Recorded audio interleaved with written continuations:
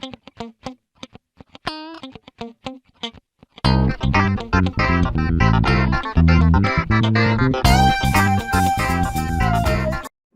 tal? Muy buenas tardes, bienvenidos, bienvenidas a la charla de hoy. Hoy es el segundo encuentro de este ciclo sobre derecho de familia, en particular alimentos. Hoy vamos a estar viendo cálculo y actualización del crédito alimentario con el doctor Elvio Ramos, a quien agradezco nuevamente su presencia el día de hoy. Para quienes no conocen al doctor o no estuvieron en la primera clase, les cuento que es juez a cargo del Juzgado de Garantías del Joven número 1, con asiento en el partido de Berazategui, departamento de Quilmes, Poder Judicial de la Provincia de Buenos Aires. Es docente actualmente en la Universidad Abierta Interamericana, pero también ha sido docente en la Facultad de Derecho de la UBA. Publicista, autor de publicaciones sobre derecho de familia y derecho penal juvenil, conferencista en congresos nacionales, regionales e internacionales. Bueno, Elvio, bienvenido nuevamente. Hola, buenas tardes, ¿cómo están? Ahora, desde mi público despacho, como suele decirse, ¿no? Cambiamos de escenario. Muy bien. Así que, bueno, gracias por participar, por invitarme, agradezco nuevamente. Gracias, Irene. Vamos a completar un poco el panorama que habíamos iniciado hace 15 días atrás, cuando analizamos cuestiones relativas a la exigibilidad del derecho alimentario. Ahora vamos a ver una de las cuestiones quizás más complejas en materia de alimentos, que tiene que ver con los métodos de calcular y actualizar el crédito alimentario. Yo pongo apenas un análisis de jurisprudencia, porque aclaro que no se trata de una exposición crítica, sino más bien de una exposición descriptiva. Quizás en algún caso esboce algún elemento crítico, algunas soluciones, pero lo que pretendo en realidad es exponer el desarrollo de la jurisprudencia en esta materia a partir de la incorporación de las nuevas pautas del Código Civil y Comercial. Voy a tratar de sintetizar mi exposición, porque me gustaría que compartamos luego opiniones, que compartamos experiencias, inquietudes. Perfecto, adelante. Bien, estoy tratando de pasar bien.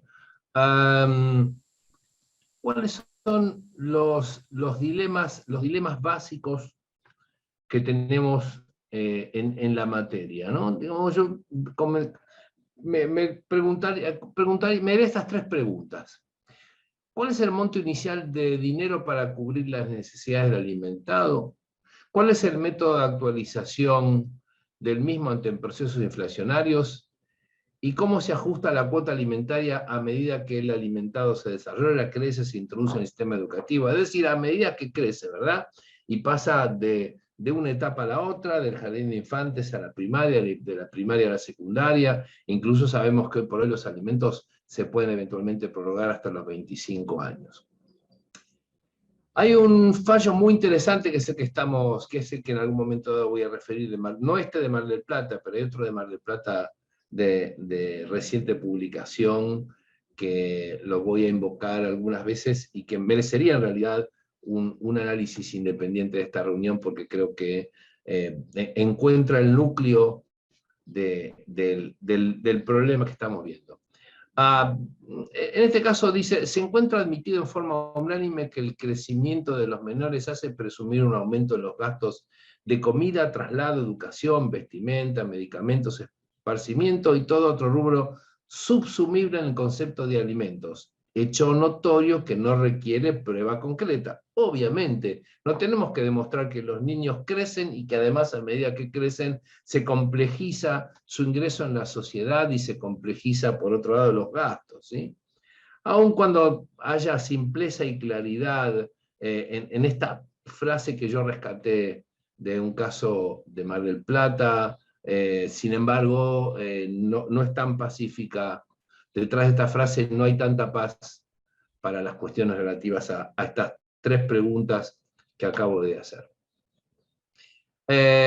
¿Cuáles son los dos motivos especiales donde hay aumento de cuota alimentaria? Bueno, en principio, la pérdida del poder adquisitivo de la moneda que se expresa en la cuota, es decir, la pérdida que por efecto de la inflación va disminuyendo el poder de compra de la suma de dinero que se ha comprometido el alimentante, y que por supuesto redunda en la insatisfacción de las necesidades básicas del alimentado. Pero también, como recién referí, el incremento de las necesidades del alimentado. Piénsense ustedes que la pandemia nos colocó en una situación muy particular, porque aparecieron necesidades nuevas que tenían que ver justamente con la conectividad. Y comenzaron a jugar fuertemente los gastos para la adquisición de las herramientas necesarias para una conectividad. Se trate de una notebook, de una computadora usada, y además, por supuesto, la provisión del servicio de Wi-Fi. Bueno, eso ya complejizó considerar el monto de dinero adecuado para cubrir las necesidades. Pero también, como acabo de decir, las necesidades del alimentado siguen, por supuesto, a su evolución natural de manera etaria y social. La diferencia entre uno y otro supuesto es relevante, claro, porque las cargas probatorias son diferentes, los métodos de cálculo son diferentes, y el otro problema es que las decisiones jurisprudenciales no son unívocas, y que es lo que deberíamos estar apuntando para no generar mayor confusión y dar una solución más concreta justiciable. Este es el caso que yo me refería de Mar del Plata, se los recomiendo, está en la página de la Suprema Corte de la Provincia de Buenos Aires, si no, en todo caso me lo pueden pedir, pero creo que es uno de los fallos más claros que he leído en materia de alimentos, que abarca justamente las dos cuestiones que acabo de presentar. ¿Qué dice este fallo? Dice, si la cuota ha de mantenerse invariable, esto es el poder adquisitivo de las unidades implicadas en cada obligación, lo que la parte actora pretende es paliar los efectos de la inflación. Entonces la controversia gira en torno a la actualización de una expresión monetaria pasada cuyo valor real no será alterado. Les cuento brevemente el caso. Se trata primero de la fijación de una cuota alimentaria aproximadamente en el año 2015, que fue incumplida parcialmente por el alimentante. Luego, en el año 2018, la progenitora de los alimentados solicitó el incremento de la cuota porque los hijos habían pasado a una etapa distinta y tenían mayores necesidades, pero además también pidió que se aplique la actualización del monto, que se aplique, es decir, que se genere un índice para poder aplicar y, en definitiva, que la cuota mantenga el poder adquisitivo. Por eso que esta sentencia trabaja en los dos campos, en el campo de aumento de necesidades y en el campo de la indexación de la cuota alimentaria. Entonces sigue el caso. En cambio, si lo que es sometido a controversia es el aumento real de una cuota alimentaria por las mayores prestaciones implicadas sobre el incremento real de sus costos, el problema es bien distinto. Corresponde establecer, antes que cualquier otro cálculo, cuál es el incremento real, no meramente nominal, de la obligación alimentaria, y solo respondiendo a esta pregunta inicial podremos luego dilucidar qué mecanismo utilizar para que esa cuota, ya incrementada, mantenga su poder adquisitivo con el paso del tiempo, sin obligar al alimentado a promover periódicamente incidentes como el que aquí se dirime, ¿sí? Vamos a ver que este último párrafo se repite en varios pronunciamientos, ¿no? Generar el mecanismo de que conserve el valor de la cuota sin necesidad que a cada rato el alimentado deba solicitar reajustes periódicos a los jueces. Estoy tratando de pasar. Esperen un segundito, voy a pasarla.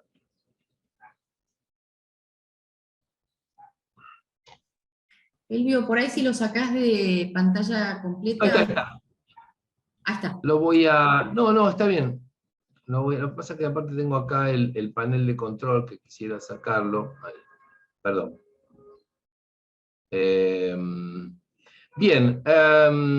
Ustedes saben que el dinero básicamente se está el poder adquisitivo del dinero está sometido a distintas variables, sobre todo en nuestro medio. Vaya si tenemos ejercicio, aunque hoy por hoy la inflación está afectando a todo el mundo, es decir, ya es un fenómeno que padece buena parte de los países. Dinero, valor, tiempo, depreciación, son estos factores que influyen luego en el poder adquisitivo de las personas. En consecuencia, la fórmula dinero, valor, tiempo, necesidades es lo que está implicado no solo en aquello que debe cubrir la cuota alimentaria, sino también en su poder de compra, ¿no?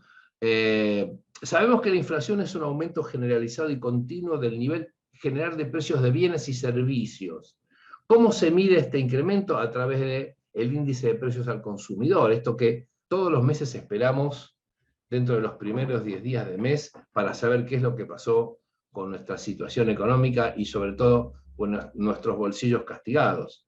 Por supuesto que la inflación genera una serie de efectos negativos, disminuye la capacidad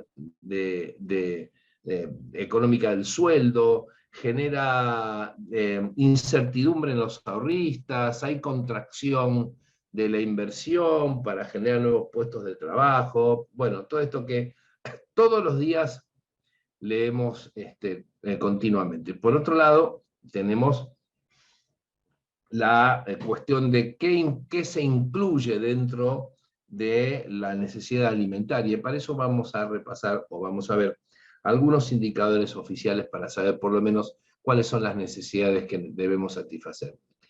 ¿En qué modo o de qué modo se afecta el crédito alimentario? Bueno, la pregunta va de suyo. Pero vamos a hacer algunas precisiones antes. Disculpen la demora, pero alguna dificultad hay. Ahí está. Bien. ¿Quiénes tienen la tarea de determinar el monto alimentario? Bueno, corresponde a los jueces. Acá quiero hacer una salvedad. Dado que lo que estamos observando actualmente es un activismo judicial donde los jueces están componiendo el conflicto más allá de lo que las partes acuerdan, concuerdan o arreglan.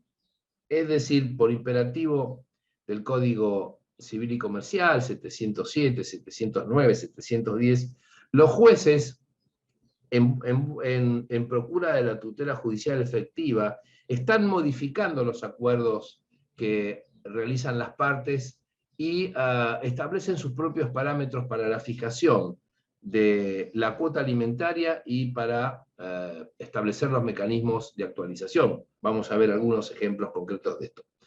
Por lo pronto tenemos que caracterizar a la obligación alimentaria, y acá la ubicamos en una obligación de valor. El artículo 772 nos dice que cuantificación de un valor, 772, si la deuda consiste en cierto valor, el monto resultante debe referirse al valor real al momento que corresponda tomar en cuenta para la evaluación de la deuda. Puede ser expresada en una moneda sin curso legal que sea usada habitualmente en el tráfico. Una vez que el valor es cuantificado en dinero, se aplican las disposiciones de esta sección. Entonces, en principio, es una obligación que se pacta con el deudor que va a abonar al acreedor una determinada cantidad de dinero que tenga el poder adquisitivo necesario para la adquisición de un determinado bien o la satisfacción de un interés particular del acreedor. En este caso, el dinero es apenas el medio por el cual se satisface el objeto de la obligación, que es decir, la adquisición de un determinado bien, la satisfacción de un interés. Por eso que lo que debe conservarse siempre es el valor, el poder de adquisición. Entonces, se necesitará tanta moneda al momento de ejecutar el contrato que sea necesaria para la adquisición del bien o el interés. En cambio, las obligaciones de dar sumas de dinero, justamente el objeto es el dinero. Y acá en su momento se generó una controversia, zanjada posteriormente por la jurisprudencia y la Corte Suprema, con respecto a la indexación. Ustedes saben que por la ley de convertibilidad las sumas de dinero no se indexan. En todo caso, se aplican los intereses frente a un mutuo. Pero se discutió acerca de la obligación alimentaria, si se trataba de una suma indexable o no, y justamente a través del concepto de obligación de valor, se llegó a la conclusión de que era necesario ajustar el monto del dinero a los efectos de mantener esta obligación de valor incólume. Así se podía satisfacer las necesidades del alimentado, al no considerar que la cuota alimentaria es una obligación de dar suma de dinero, sino es una obligación de valor. Vemos Junín, vamos a la Cámara de Apelaciones en lo Civil y Comercial de Junín. La obligación alimentaria, dice, constituye una obligación de valor, ya que su objeto no es la entrega de una suma de dinero, como ocurre en las obligaciones de dar dinero, sino una prestación que alcance para la satisfacción de las necesidades del alimentado.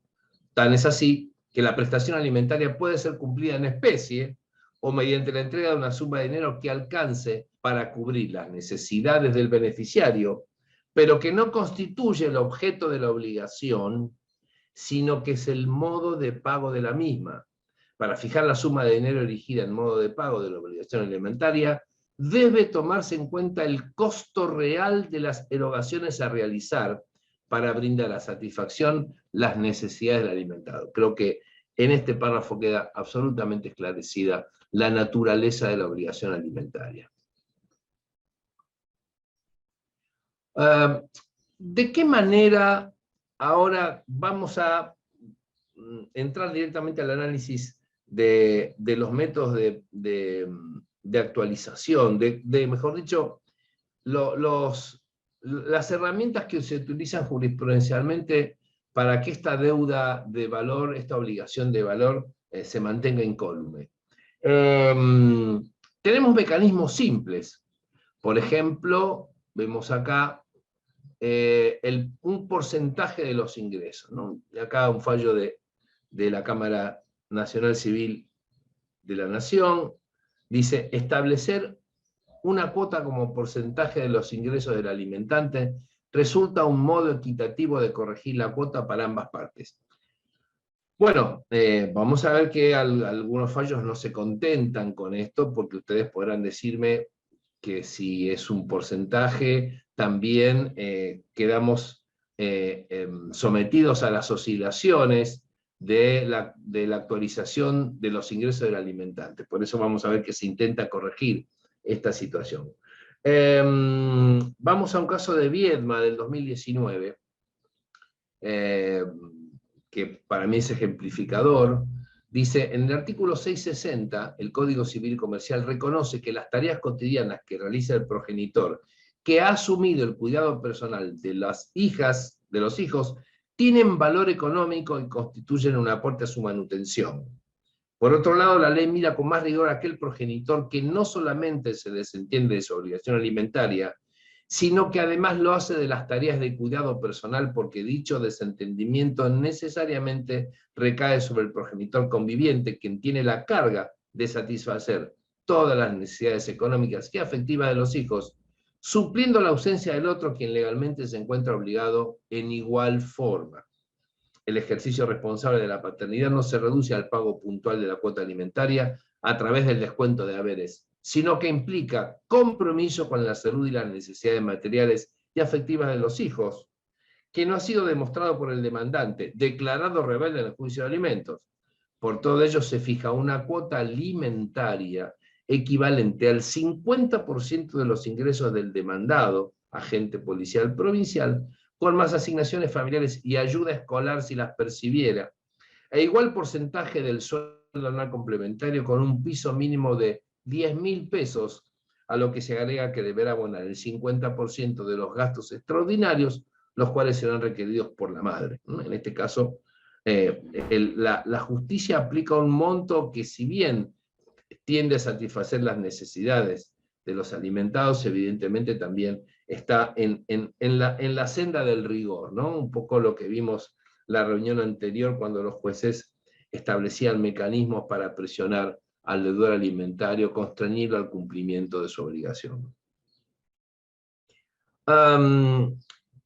Pero más allá de estos mecanismos simples, vamos a otros instrumentos más complejos, ¿no? Y acá aparecen los indicadores económicos. ¿Qué es un indicador económico? Es un dato estadístico. Es un dato estadístico sobre la economía. En realidad nos describe la situación económica de un país, el flujo financiero, flujo productivo, nos representa la evolución a partir de un pasado inmediato, pero también sirve para pronosticar el futuro. Esto nosotros lo vemos todos los días, sabemos que la inflación real que puede afectarnos está calculada unos meses antes de que se produzca con bastante certeza, ¿no? Estos indicadores económicos en realidad lo que reflejan son los ciclos económicos. Dentro de estos indicadores se incluyen varios índices e informes de gasto. Tenemos, por ejemplo, el índice de desempleo, el IPC, el índice de producción industrial, el Producto Bruto Interno. Recuerden que el Producto Bruto Interno en este momento tiene un valor importante porque nosotros nos hemos comprometido a cumplir ciertas metas de déficit, ¿no? Y el déficit está en función del Producto Bruto Interno. Comparativamente, de un año a otro, los indicadores económicos reflejan cuál ha sido la evolución o involución de las variables económicas, financieras y monetarias. Recuerden ustedes que cada vez que sale un índice, el índice de inflación mensual, se lo compara con lo desarrollado a lo largo del año, pero también se lo compara con anualmente, es decir, de mes a mes. En este caso vimos que de agosto del 2021 a agosto del 2022 estábamos ubicados por arriba del 70 y pico % la inflación. ¿Cuáles son los indicadores que estamos observando de empleo y aplicación de la jurisprudencia? Bueno, vamos a empezar por el salario mínimo vital y móvil, que está descrito en la Ley de Contrato de Trabajo, artículos 116 a 120, ¿no? Tiene por objeto asegurar al trabajador y a su familia alimentación adecuada, vivienda digna, vestuario, educación, asistencia sanitaria, transporte, esparcimiento, vacaciones y previsión. Es una garantía mínima salarial en todo el país y se aplica para que las convenciones colectivas de trabajo no fijen salarios inferiores al salario mínimo vital y móvil, y también se aplica como referencia cuando la actividad no está regida en las convenciones colectivas de trabajo. También recuerden que el salario mínimo vital móvil tiene que ver con la asignación universal por hijo y tiene que ver con otros subsidios y ayudas económicas que se está dando gubernamentalmente para las clases sociales más desfavorecidas. ¿Quién efectúa el salario mínimo? ¿Quién calcula? ¿Quién determina? Bueno, el Consejo Nacional de Empleo, de Productividad y Salario Mínimo, el Consejo Nacional del Salario, le decimos nosotros, es el que se ocupa de establecer el salario mínimo vital móvil, ¿no? Es inembargable, salvo por deudas alimentarias. Esto está claramente establecido. Nosotros tenemos una progresión del salario mínimo vital y móvil que actualmente intenta estar cerca del proceso inflacionario. Fíjense, en agosto del año pasado el salario mínimo vital y móvil estaba en 28.080 pesos. Hoy está en 51.200, se fijó para el 1 de septiembre, estamos muy próximos al 100% de incremento. La jurisprudencia ha echado mano del salario mínimo vital y móvil. Vemos acá un caso de Lomas de Zamora, de hace menos de 2 años. Dice, atendiendo entonces los extremos expuestos precedentemente, considera este tribunal que le asiste razón a la recurrente, por lo que habrán de admitirse sus agravios y en consecuencia revocar lo decidido en la instancia de grado.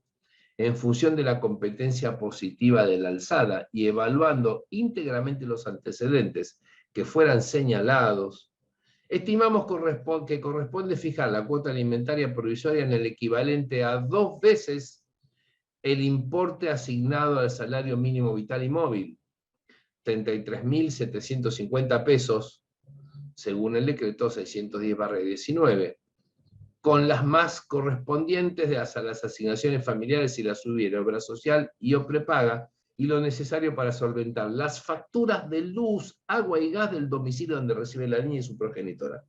Fíjense que había fijado 2 veces el importe del salario mínimo en 33.750, o sea que para el año 2019 el salario mínimo vital estaba en 16.000, en 16.800, 850, 875 pesos, es decir, fíjense lo que ha crecido en 3 años.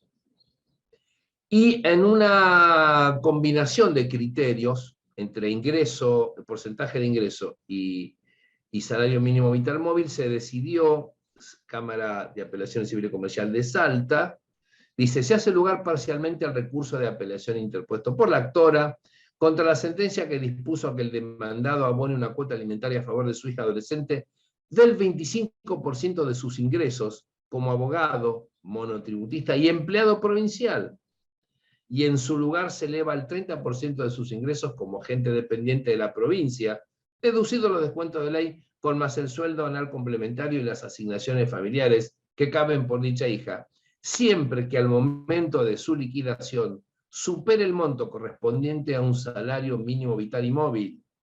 Por último, se modifica también la sentencia recurrida en cuanto estableció que los alimentos atrasados se abonen en 60 cuotas mensuales, y se dispone, una vez estimados estos con base en el monto actual determinado en concepto de cuota alimentaria, que deba abonar esa suma en 30 cuotas mensuales con más sus intereses, en la tasa anual del 65%, atendiendo a la edad del alimentante y su proximidad jubilatoria. Acá la jurisprudencia hace un mix, donde el porcentaje sirve de referencia, pero el salario mínimo vital móvil sirve de piso.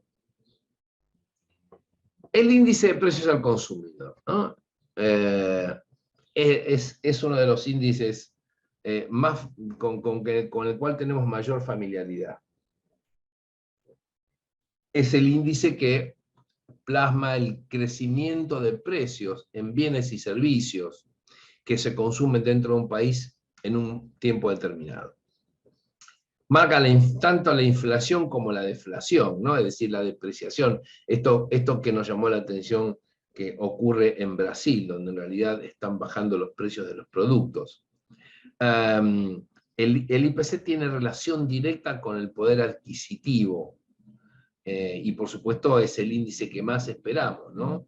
El IPC toma un conjunto de bienes y servicios.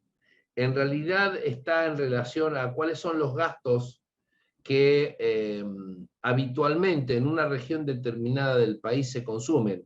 Más allá de que hay un IPC general, ustedes recuerden que también se informan cuál ha sido el índice de precio al consumidor en distintas provincias o en distintas regiones.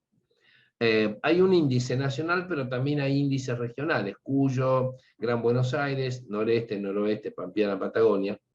Y por eso sabemos, por ejemplo, que en un tiempo el mayor índice de precios al consumidor se encontraba en la provincia de Mendoza o en la provincia de Santa Fe.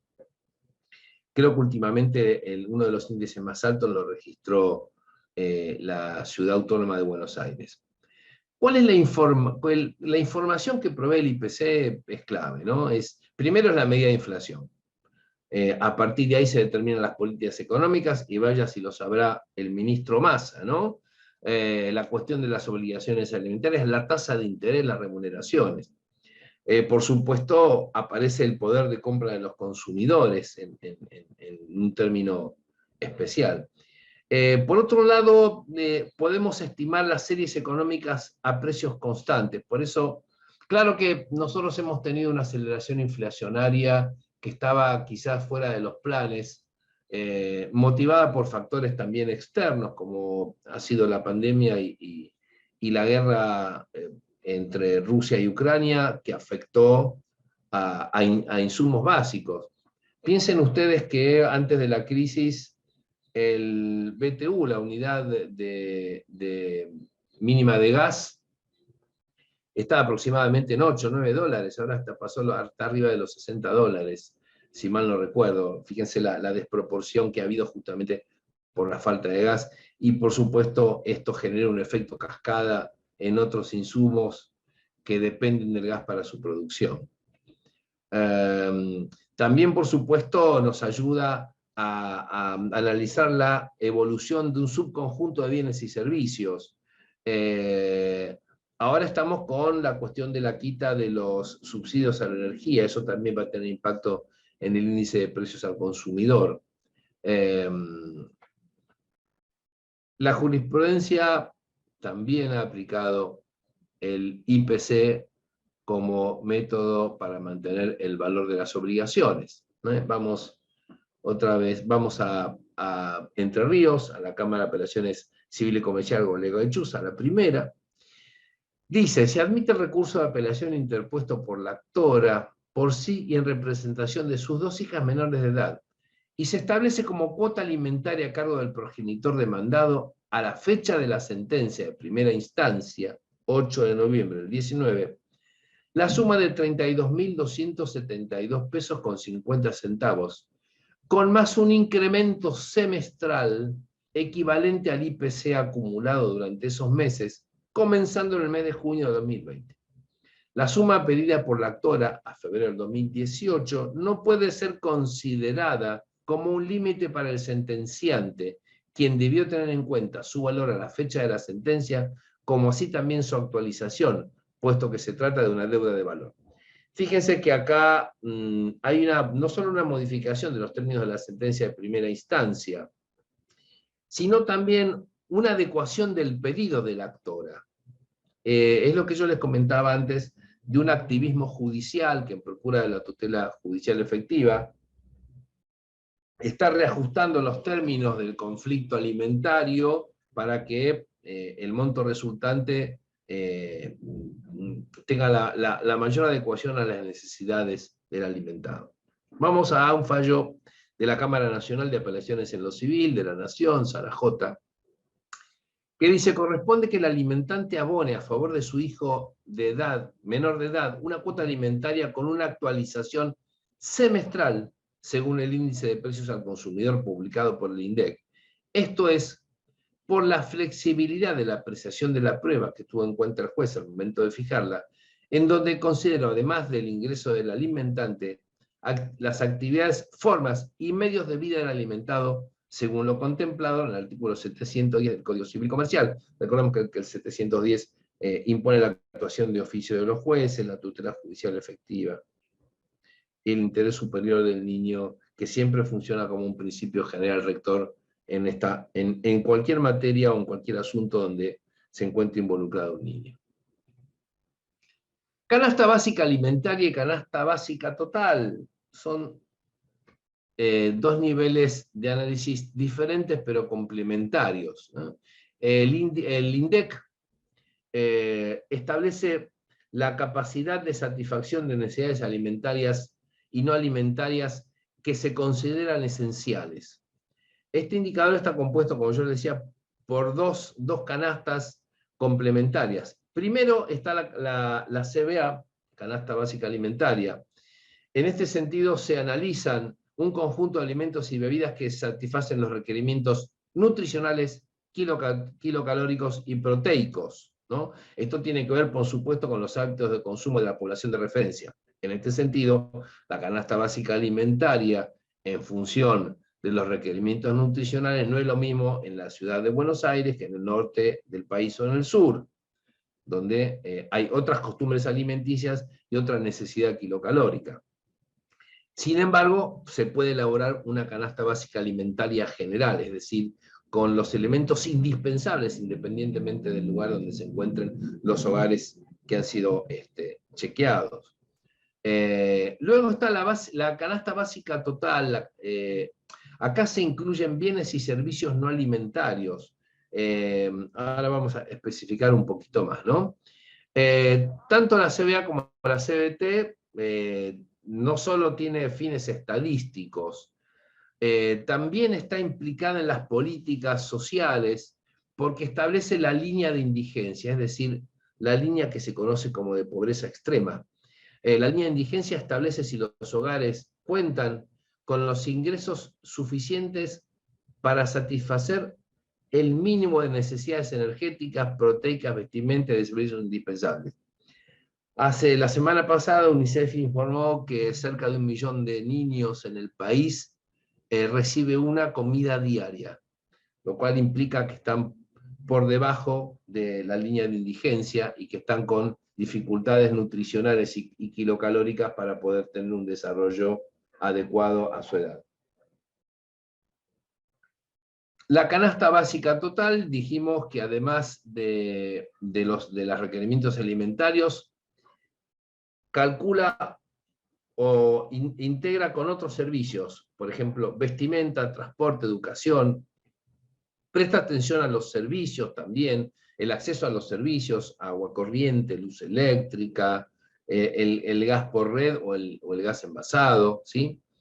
Las canastas básicas, además de los requerimientos necesarios que necesita una persona, por supuesto calcula el valor monetario.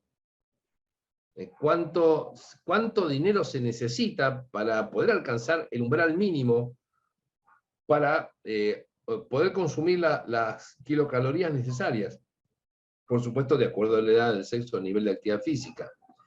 También tiene que ver con el equilibrio nutricional, ¿no? Y esto tiene que ver con la calidad de vida. Al 19 de agosto, la canasta básica total para 4 integrantes está en 111.298 pesos. Tengan en cuenta además que la CBT va a ser la unidad, o es la unidad que se aplica para la previsión de los subsidios, mantener o no los subsidios en materia de energía, ¿no? Ahora se incluyó el agua, gas, electricidad y agua. Estos índices han sido utilizados también por la jurisprudencia. Vemos un caso muy particular, ¿no? En este caso se le contesta a la reclamante algo relativo a la cuota alimentaria. Dice, la apreciación de que es suficiente o no como cuota alimentaria de 2 menores, contemplado el contenido de la obligación que enuncia el artículo 659 del Código Civil y Comercial, no es un tema fácil, y menos cuando, como en el caso, la progenitora asume que no efectúa otro aporte de este tipo que no sean las propias tareas de cuidado, siendo que de ese modo no se libera por completo de aportar al sustento de las múltiples necesidades de contenido económico para crianza y desarrollo de sus hijos, además de las suyas propias. Hago un alto en la lectura. Fíjense qué interesante, ¿no? Dice, la apreciación de qué es suficiente o no como cuota alimentaria no es un tema fácil. Y acá gira, todos van a coincidir conmigo porque parece una verdad de perogrullo, pero teniendo en cuenta que la jurisprudencia reconoce esto, sin embargo nos encontramos que no hay un criterio o una univocidad en los mecanismos para la fijación de la cuota y la actualización. Sigo con la lectura. Aún así, a fin de considerar una pauta objetiva y realista, esta sala viene observando el valor de la canasta básica total informada por el INDEC para la familia tipo, 2 adultos y 2 hijos, que al mes de febrero, estamos hablando del año 19, alcanzaba la suma de 27.570 pesos con 43 centavos. Noten ustedes, perdón, hago una digresión, que en 3 años aumentó 4 veces. 400%, sí. 27.570 más o menos por 4 da cerca de 110.000. y la canasta básica total actual es 111.000. Continúo. Atendiendo este parámetro, la contribución alimentaria efectuada por el progenitor alimentante no es baja. 19.224 pesos con 58 centavos, más el alquiler de la vivienda, en función del total de los ingresos comprobados, y que está destinada solo para 2 de sus hijos menores, de 10 y 8 años de edad, sin que se encuentre controvertida la prestación que efectúa en forma directa su hija mayor que cursa estudios universitarios. Es decir, le dicen, bueno, el señor está haciendo un gran esfuerzo, ¿no? No pretendamos llevar adelante un aumento de cuota que podría ser incluso antifuncional para el propio alimentante. Otro criterio, que a mi juicio es el que más, si ustedes me dicen es uno de los que más me gusta, que es actualizar la cuota alimentaria a partir del IUS. Ya todos sabemos lo que es el IUS en la provincia. En la capital también tenemos esta unidad de honorarios. Es un arancel. Básicamente es un arancel. Se toma en cuenta un porcentaje del sueldo máximo de la autoridad del Poder Judicial. En la provincia de Buenos Aires es el sueldo del presidente de la Corte. Y se va actualizando a medida que se actualiza el sueldo del presidente de la Corte. Y resulta cómodo porque se trata de una simple conversión matemática, ¿no? Es una multiplicación, un ius vale tanto, y entonces podemos calcular tranquilamente cuáles son los honorarios que corresponden. De hecho, la ley 8904 establece los distintos montos de honorarios de acuerdo al tipo de proceso. Esto en la provincia de Buenos Aires, ¿no? Al 1 de septiembre, de acá a 8 días, cada IUS va a valer 5.787 pesos. La jurisprudencia también utiliza este criterio.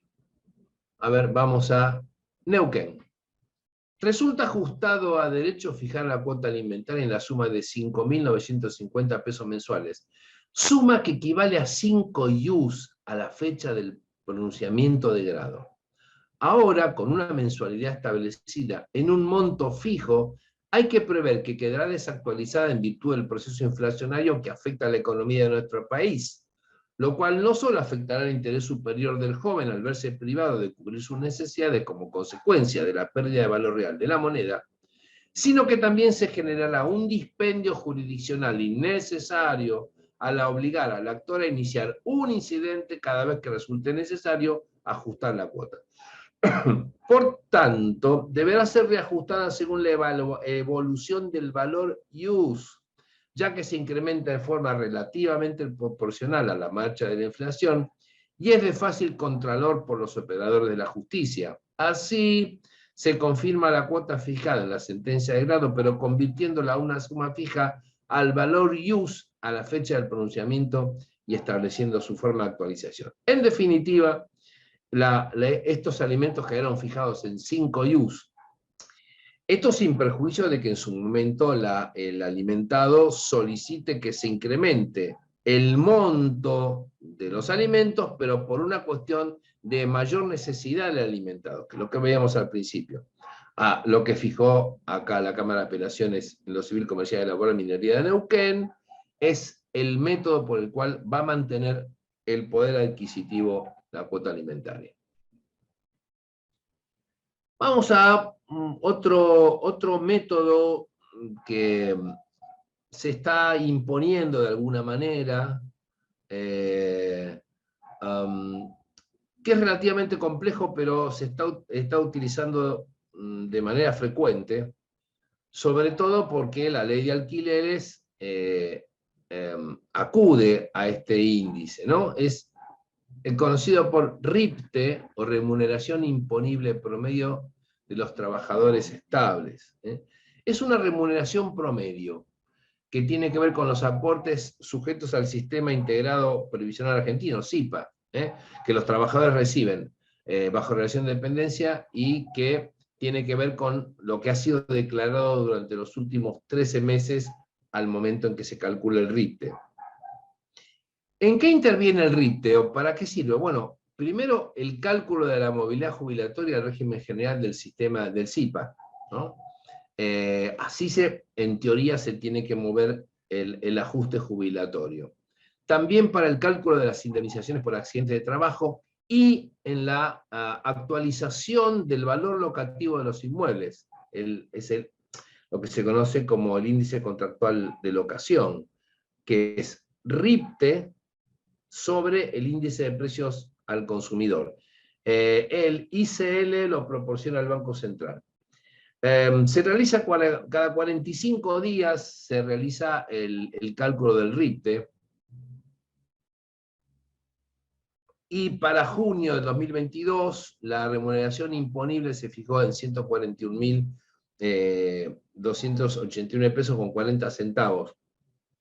Ahí les dejo la dirección de la tabla de variaciones del RIPTE, donde arranca, creo, si mal no recuerdo, el año 92 o 94, y nosotros podemos calcular a través de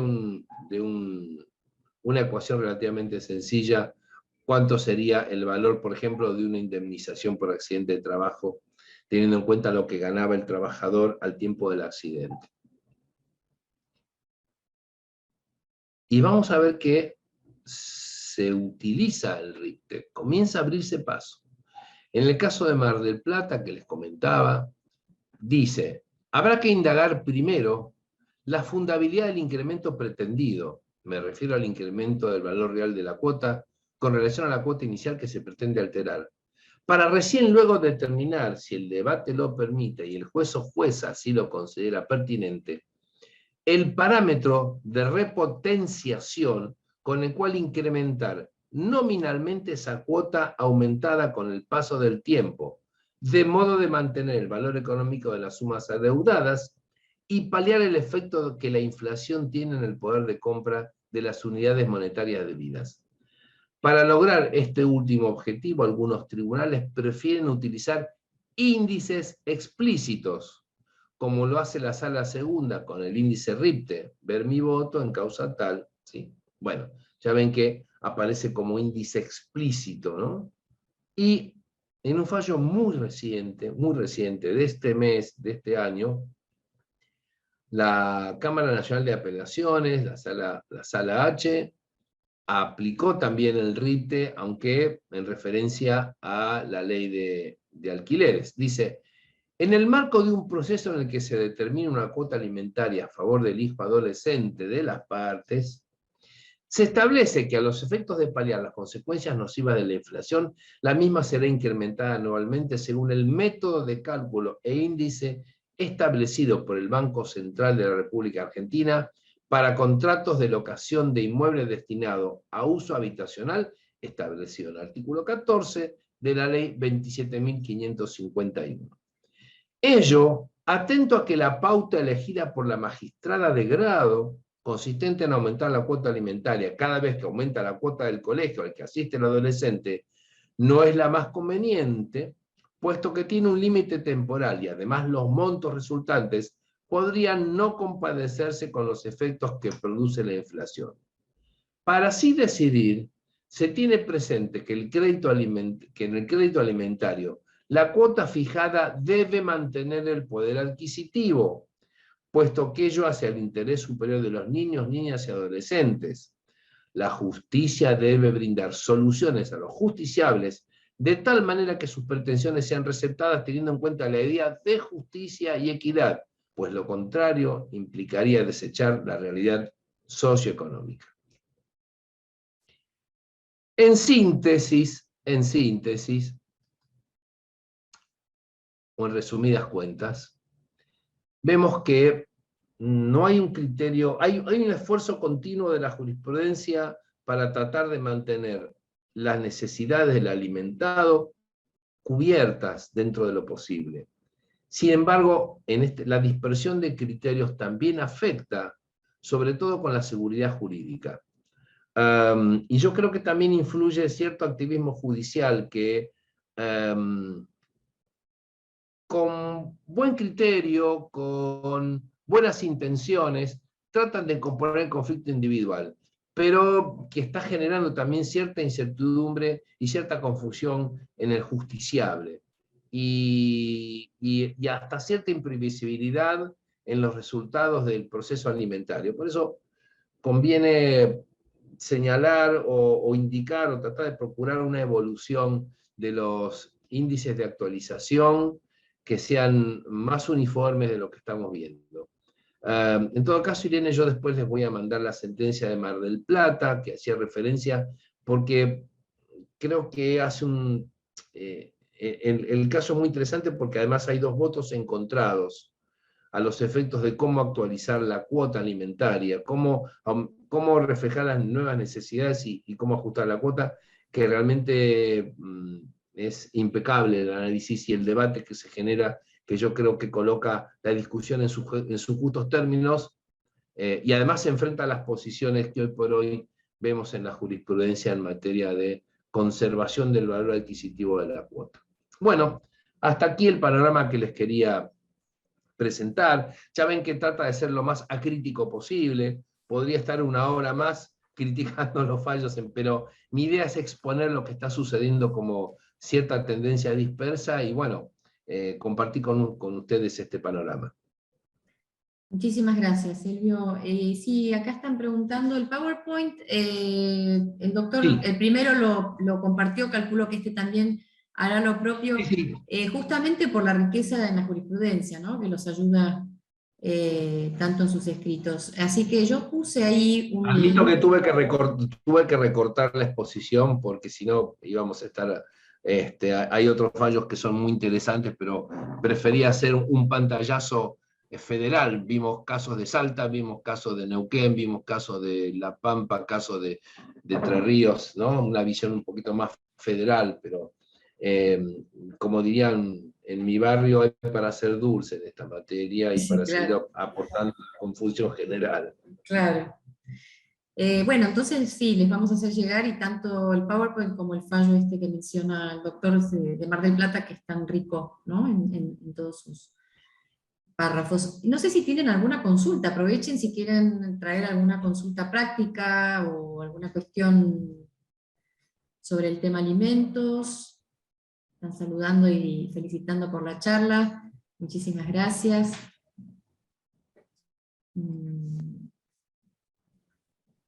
Bueno, Andrea pregunta cómo se pone en práctica el IPC. Creo que vimos un par de casos donde directamente lo aplican, ¿no? Pero no sé si hay alguna otra cuestión que haya que... En realidad, el IPC termina siendo una base de cálculo, ¿sí? Si nosotros tenemos...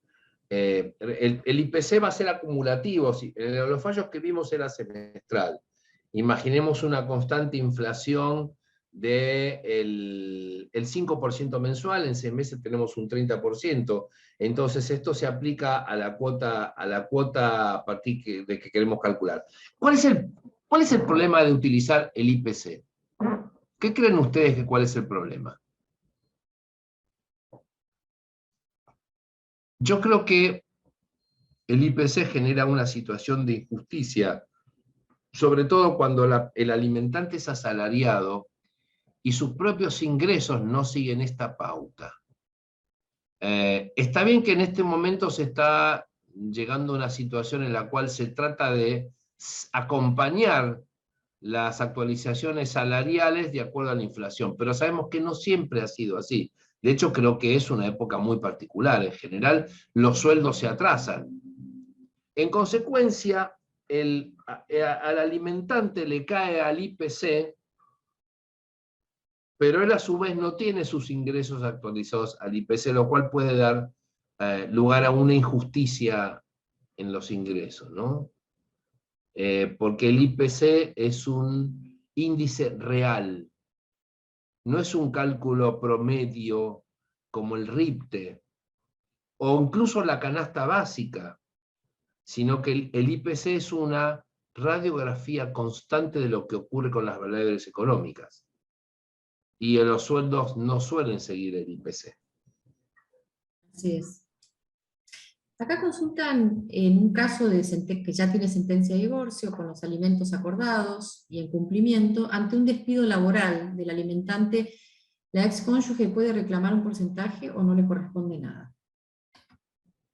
Bueno, en realidad la pregunta es si tiene un crédito para reclamar. Si tiene un crédito para reclamar, por supuesto, directamente solicita la deducción del crédito atrasado.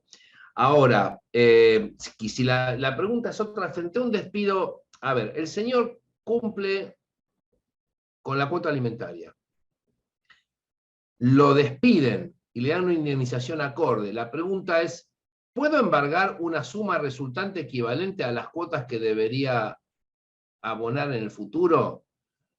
Yo creo que sí. Es un cálculo difícil, pero yo creo que sí. Yo creo que debe ejercerse una previsión sobre ese, o por lo menos el señor obligarlo a dar una caución suficiente de que va a poder durante un tiempo determinado, y yo creo que el descuento de esa indemnización por despido debería ser el equivalente al porcentaje que se le deducía de cuota alimentaria mensualmente, por lo menos para mantener el valor. Les cuento otra cosa que me parece una saludable práctica judicial que por supuesto empezó en el interior del país, que es considerar al alimento provisorio con la misma categoría que el alimento definitivo y sujeto a la misma protección y sujeto a los mismos índices de actualización. Es decir, que comienza el alimento provisorio, que es una cautelar, en realidad está teniendo un desarrollo jurisprudencial muy interesante, a tal punto que hay un fallo que espero que sea una golondrina que haga verano, donde admitió en un divorcio la fijación de alimentos provisorios a un cónyuge, sin perjuicio del resultado posterior. Si hay compensación económica, no hay alimentos de necesidad. Sin embargo, la Cámara dijo, si un cónyuge durante el proceso tiene necesidades, se tiene que fijar un alimento provisorio. En todo caso, el alimento provisorio cesará con la sentencia definitiva o cuando el convenio regulador se apruebe. Es decir, que los alimentos provisorios están adquiriendo un grado de autonomía que me parece muy saludable, ¿no? Muy bien, bueno, se animaron con las preguntas, veo. Buenísimo. Dice, ¿hay un fallo que habilita aplicar entonces el incremento de los alquileres? ¿Es mejor que el IPC? Pregunta Alicia. Yo creo que es más justo. ¿Por qué? Insisto, el IPC puede ser una soga en el cuello del alimentante, en tanto en cuanto sus ingresos no se actualizan por el índice de precio al consumidor. El RIPTE, fíjense que tiene además que ver con la movilidad jubilatoria, ¿sí? Entonces, más allá de que hoy se persigue que la movilidad jubilatoria esté cerca de la inflación, también es una cuenta de ajuste menos drástica que el IPC, porque va a tener en cuenta el promedio de la remuneración de los trabajadores estables. El IPC nos dice, brutalmente, la depreciación es esta. Si tenemos que corregir, deberíamos, por ejemplo, lo que pasó hace poco, el 7%. Los sueldos no se incrementaron 7% en julio. El RITE va a tener en cuenta justamente el promedio de los ingresos estables de los últimos 13 meses. En realidad se trata de un índice promedio. Me parece más justo y yo creo que se está avanzando a adoptar el RITE como... Fíjense que se está utilizando para los ajustes de los contratos, aunque ese es otro problema, pero me parece que puede ser más equitativo que el IPC. Liliana dice, si se pactó un porcentaje sobre el sueldo que percibe el alimentante y no tiene más relación registrada, ¿podemos solicitar aplicar en el expediente alguno de estos indicadores y así practicar una liquidación? Sí, claro, claro. Porque también, a ver, no puede utilizar el alimentante como excusa la limitación de sus ingresos por X motivo. Imaginemos que se trate de un cuentapropista, ¿no? Que ha tenido en su momento monotributista, y de repente comienzan a bajar sus ingresos. la jurisprudencia dice, las dificultades laborales no son justificativo para aceptar el incumplimiento alimentario, porque mientras la persona baja las cuotas del monto, sin embargo, la persona que está a cargo de los hijos sigue haciendo el mismo o más esfuerzo todavía que el alimentante, ¿no? Entonces, yo creo que si el porcentaje de sueldo, debido a que no se actualizó como corresponde, termina afectando la satisfacción de las necesidades, tenemos que solicitar un reajuste de la cuota, un incremento del porcentaje o a establecer una suma fija sometida luego a un índice de actualización. Claro, acá justamente consultan por el alimentante monotributista, que qué indicador sería el aconsejable, ¿no? En ese caso. Perdón, ¿cómo dice? ¿Qué indicador ¿Qué, sería aconsejable? en el caso del... Qué buena pregunta. Yo creo que podríamos tomar en cuenta el salario mínimo vital móvil. Yo creo que para el monotributista el salario mínimo vital móvil como unidad de cuenta me parece bastante ajustada, porque se pueden fijar 1, 2, 3 salarios mínimos vital móvil, ¿no? Muy bien. Después Graciela comenta, no es una consulta, pero dice que en la región de donde está ella, que es en San Luis, el elevado nivel de informalidad laboral, cuentapropistas y microemprendedores, redundan en una gran dificultad para fijar cuotas alimentarias que resulten acordes a las necesidades y al interés superior de los niños, niñas y adolescentes. Claro, este es otro nivel de análisis interesantísimo que tiene que ver con la teoría de la prueba. ¿Cómo pruebo yo la realidad económica del alimentante, ¿no? Y luego va de la mano con lo que hablamos hace 15 días atrás. ¿Qué medidas combinatorias voy a solicitar, el juez va a aplicar para conseguir el pago compulsivo, aunque sea, ¿verdad?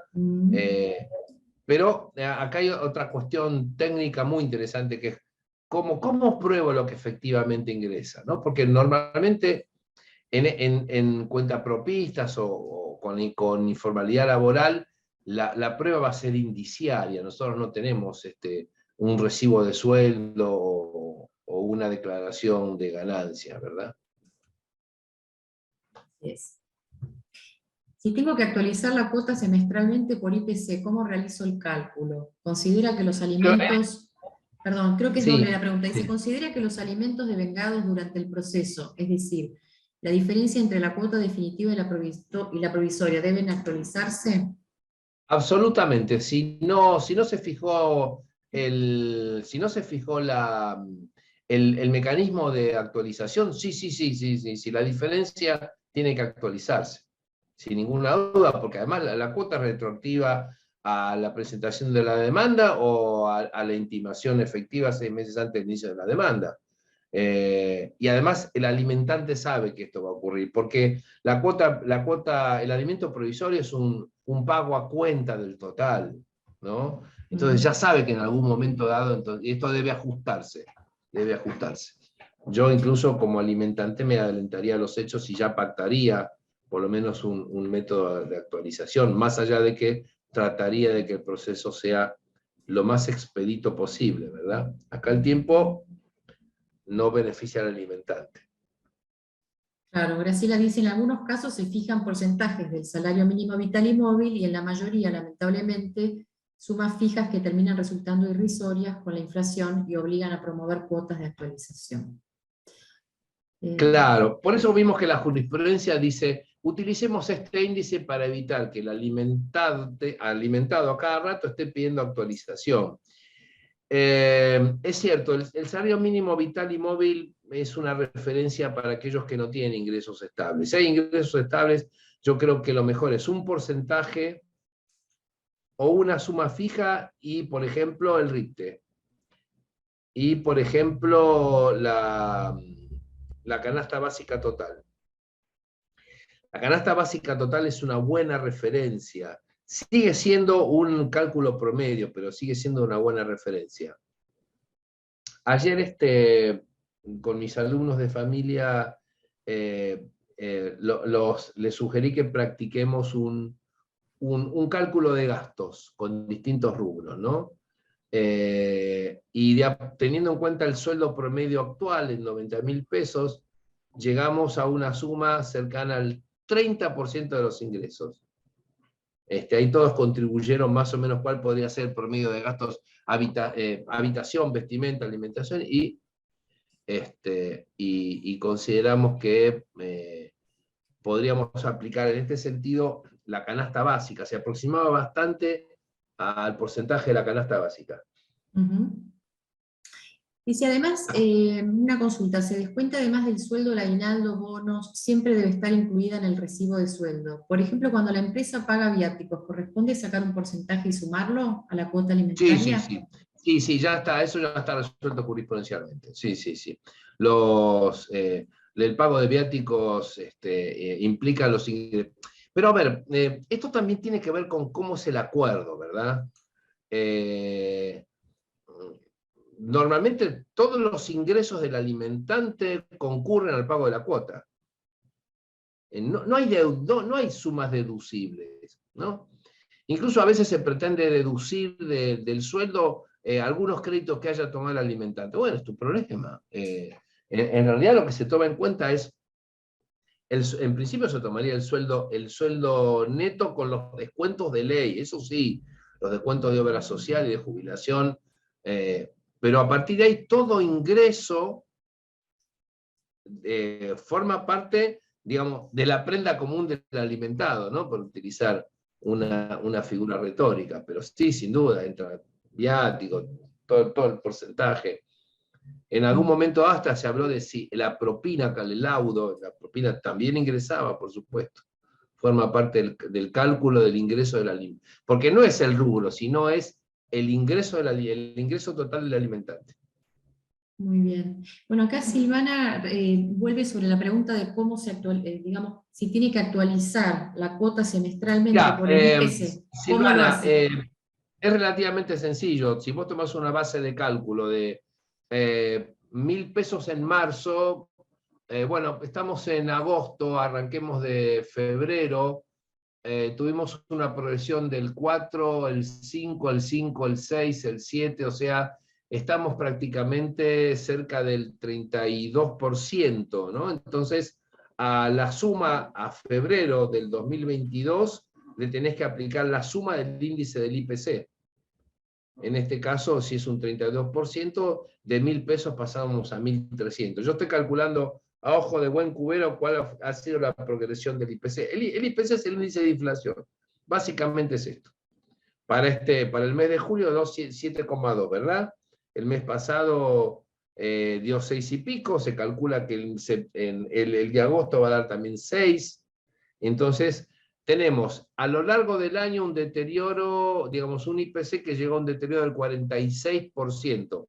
Si yo tengo que calcular la cuota al 31 de diciembre, entonces le tengo que aplicar un 46% de actualización. Sobre 1.000 pesos me llega prácticamente a 1.500, es decir, un incremento del 50%.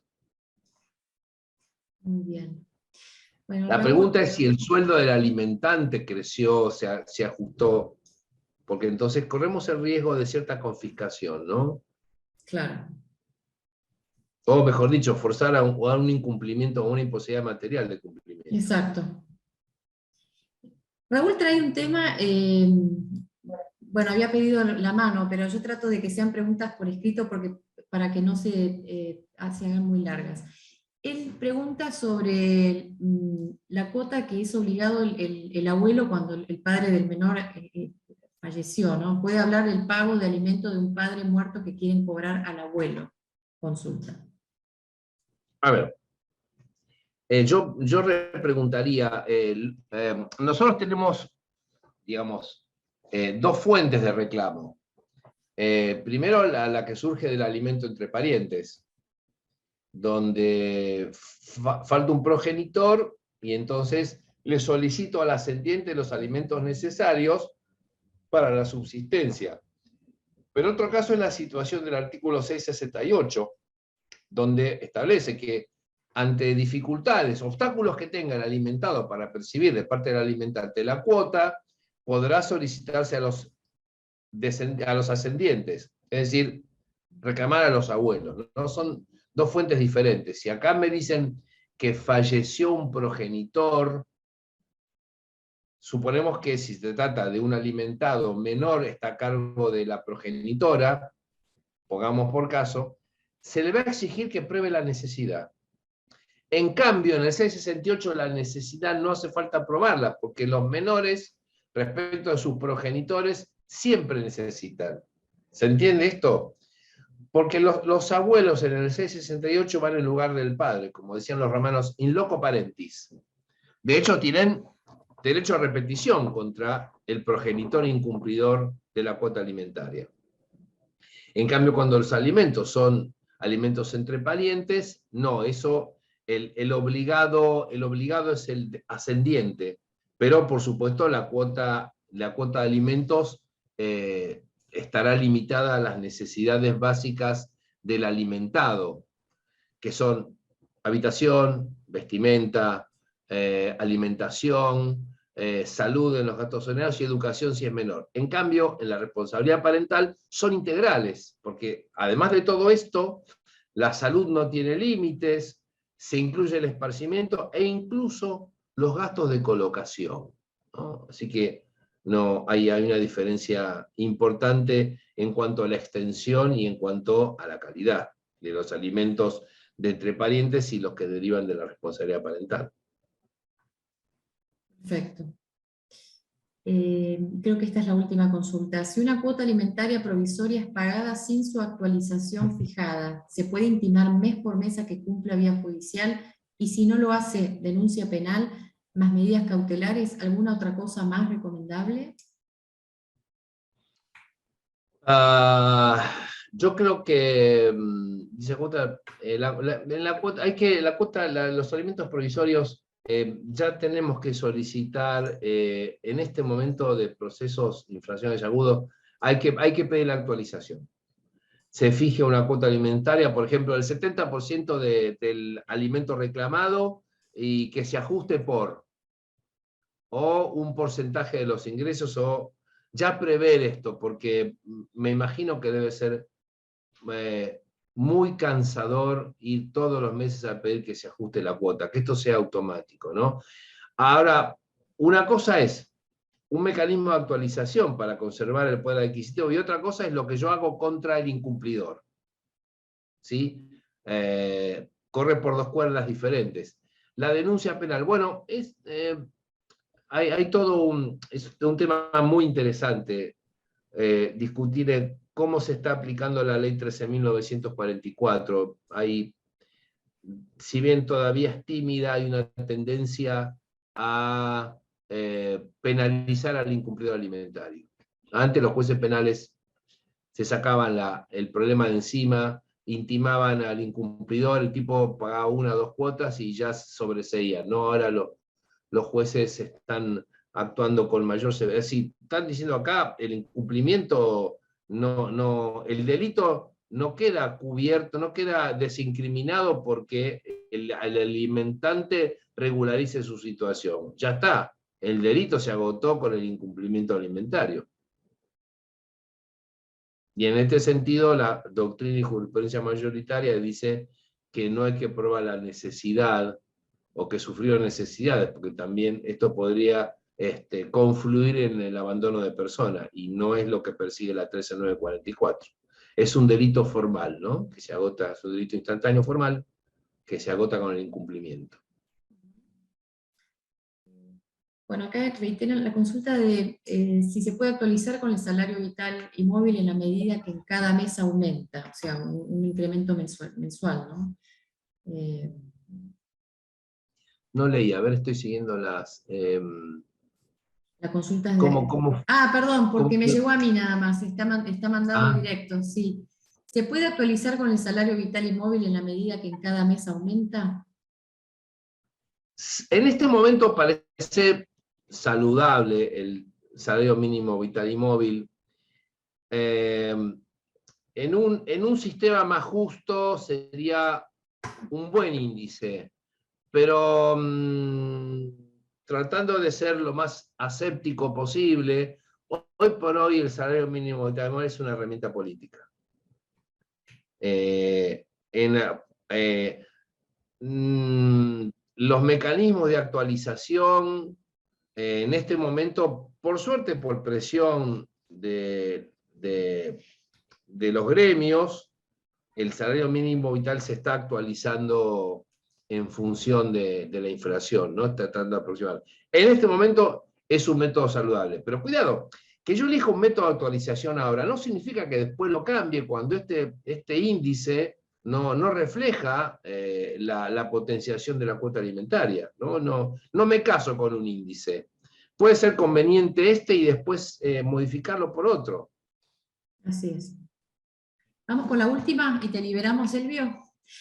No, ningún problema. Aprovechemos yo no tengo ningún problema. Dicen, en Sí. el caso de una ejecución de sentencia por incumplimiento en el pago de alimentos fijados por cautelar, si no se logra notificar al alimentante en el domicilio, ¿es válido notificar vía edicto? Bueno, me podría sacar la respuesta diciendo depende de cada jurisdicción. Pero notificar por edicto es cumplir con una notificación. Lo importante es cobrar la cuota alimentaria, ¿no? Hoy por hoy es medio difícil que la gente se esconda del todo. La gente tiene portabilidad, la gente tiene mails, la gente para hacer cualquier trámite tiene que denunciar una dirección de correo electrónico. Es más, ya se admitió plenamente la notificación por WhatsApp. La portabilidad se ha convertido en una dirección electrónica. Tan así es, por ejemplo, que en el ámbito penal, cuando hay suspensión de juicio prueba, estamos exigiendo en el proceso penal que además de mantener el domicilio, por otro lado, mantenga el número de portabilidad y cualquier modificación domiciliaria o del número de portabilidad lo tiene que comunicar como obligación resultante del compromiso de la suspensión de juicio a prueba. Es tan importante el domicilio real como el correo electrónico y como el número de celular, porque tiene que estar a derecho, y estar a derecho no es únicamente un domicilio fijo, también es todo medio a través del cual se lo podamos localizar. Acá ocurre lo mismo. Sí, lo notifico vía edicto, por supuesto lo notifico vía edicto. La ventaja podrá ser colocarlo en mora para luego pedir los intereses del 552, ¿no? Los intereses sobre la mora más los intereses punitorios que el juez pueda fijar. Ahora, si no lo ubico, no sé. Acá cuentan que en Resistencia Chaco no aceptan notificar vía WhatsApp porque quieren evitar nulidades futuras, dice. Ya, a ver, deberían sacar en los medios a los jueces en Resistencia, mostrándole que hoy por hoy está totalmente aceptado. Dice acá un juez de Fabián Berazategui y me respondió la consejera. Sí, pero lo que pasa es que la consejera no decide, ¿no? Lo que decide es el juez. Yo entiendo, pero el juez tiene que rechazar la notificación por WhatsApp para que la Cámara Civil de Quilmes le diga que efectivamente corresponde. Que, por supuesto, estamos hablando de un medio que en principio es extraordinario, pero es un medio al fin, ¿no? Sí, jurisprudencialmente está muy aceptado, muy aceptado. No, pero la Cámara de La Plata ha notificado demandas. En la provincia tenemos una jurisprudencia más que abundante sobre la notificación por WhatsApp. Una cosa que no sea modalidad del juzgado y otra cosa que no se utilice como recurso, ¿no? Si pudiera hasta las señales de humo, con tal de que se entere. El tema es que se entere el requerido de que se le está exigiendo algo y que yo lo pueda probar que el requerido se enteró. Ustedes vieron en las series norteamericanas, esto es muy común, cómo espera a la persona y le tira. Yo he trabajado con abogados estadounidenses y es muy común, ya está, listo. Y uno recibe el papel y no se anima, porque ¿qué haríamos acá? Me tira el papel, lo arranco y lo tiro. Ya está, porque cuando yo le entrego el papel, mi declaración de que le entregué el papel a fulano de tal, hay que derribarla. Y nadie se va a animar y al abogado, porque además quien notifica es el abogado que tiene interés. Por eso, cualquier medio, a ver, más allá de la notificación, yo me baso en la estrategia de comunicación, de comunicabilidad. Entonces, si yo comunico un acto jurisdiccional y pruebo fehacientemente que está enterado, ya está, listo. Hoy ya derribamos las cuestiones formales de cédula, de carta documento. Se está admitiendo además intimaciones por WhatsApp.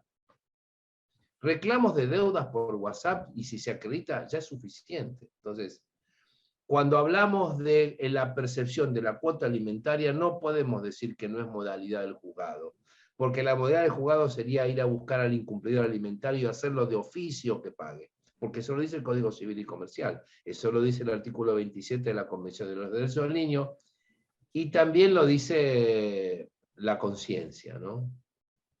Porque realmente obligamos a la mujer, sobre todo, a recorrer fatigosamente los tribunales, primero conseguir el patrocinio, y mientras tanto el alimentante se queda tranquilo esperando ni enterarse.